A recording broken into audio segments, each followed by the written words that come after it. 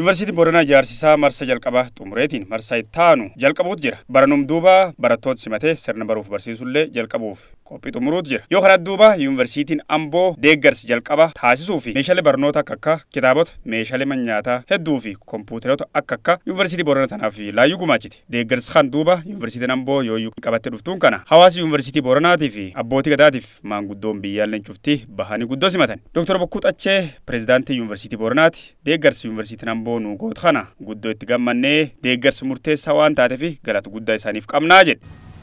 Aadaa teennallee waan taateef guddoo isantu boonne guddoo isan galateeffannaa akkuma kabajamoo bulchaan jedhan dhuftii teessan dhuf seenaa qabeessa fuula jajjabduu isan barbaannu nu dhuftanii hangafa waan taataniif gargaarsi yuunivarsiitii tanaa karaa haamileetiin karaa meeshaatiin karaa adda addaatiin dhuftii teessan akka hangafaa dhuftanii Booran kaaba jedhanii hangafa silaafuu macaaf tuulamallee keessaa tuulamatti hangafaan beenna akka hangafaa waan dhuftaniif seenaa hangafaa waan hojjettaniif maqaa yuunivarsiitii Booranaatiin anilleen irdeebi'ee galatooma jechuu barbaada. Hawaasni naannichaalleen deeggarsi taasifamu kanatti guddoo gammadan yuunivarsiitii Ambootallee guddoo galatoomfate. Warri gaddaa wal keessa qabaatee maqaa wal keessa qaban warra Amboo kana.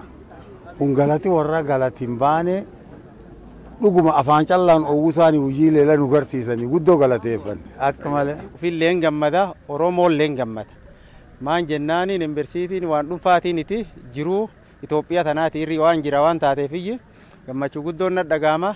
Keessuma keessa kiyyalleetti yuunivarsiitii tan namni fuudhee galee waan na taateefiyyi guddootti gammadaa jedha. Amboo yuunivarsiitii irraa dhufanii qarqaarsa kan jiran kennuuni guddoo na dhagahamte.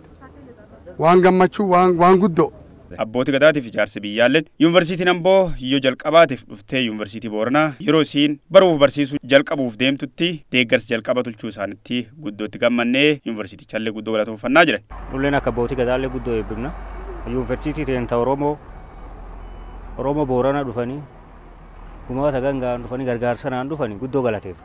Lafti tun teen uummati kun keen waan kaan waliin qabne jedhanii nam cuf duratti nu yaadatanii yaadum dhugaallee tawaaqii uumellee haa uumamaallee waan isaan waan dandeetta silaa nurratti herrenne cufa nu herreganii nu tolchanii nu dhufaniini galati guddaan isaaniif haa ta'u jedhe. Pireezidaantii Yuunivarsiitii Amboo Dr. Taaddasa Qanahaa meeshaalee deeggarsaa kana yooyyuu qabanneetiin dhufnu simannaa qa'ee hangafticha jaarsa biyya abbootii gadaatii fi hawaasii yuunivarsiitii nu tolchetti guddootti gammanne yuunivarsiitiin Booranaa yuunivarsiitii uummata Oromoo biratti hiika guddaa qabdu ijaarsisii akkuma xumuramee hojii galuuf deemte kana galma ijaaramteef sun gaaf jalqabde abdii guddaa irra qabna jijjiirama hawaasa bal'aa Oromootii fi yuunivarsiitii hiika guddaa qabdu jedhe Dr. Taaddasa Qanahaa.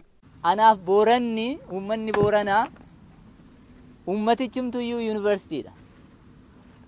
Yuunivarsiitii bal'aadha uummanni Booranaa. Beekumsa guddaatu jira Boorana keessa. Beekumsa Oromoon silaa ittiin beekamu irra caalaansaa uummata Booranaa keessa jira. Kanaaf uummata Booranaa matuma isaatiin yuunivarsiitii ta'e kana keessatti yuunivarsiitii immoo karaa saayinsaawaa ta'een beekumsa guddisuu irratti hojjetu irratti yuunivarsiitii kana amma humna keenyaa wal bukkee dhaabannee waan tokko gara fuulduraatti deemsisuudhaaf wal gargaaruudhaaf asitti waan argamneef kunillee baay'ee na gammachiisa jecha. Abguyyoo Galgaloo miseensi boordii yuunivarsiitii Booranaatii fi bulchaa godina Booranaati.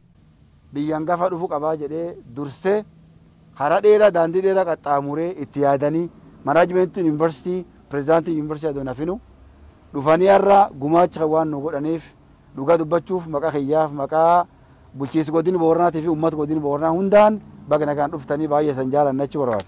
Yuunivarsiitiin Amboo akkuma maqaa isii guddoo waan guddummaa isiitii fi hangaftummaa tuulama waan nutti agarsiiftanii fi guddoo san galateeffannaa jechuun itti darani.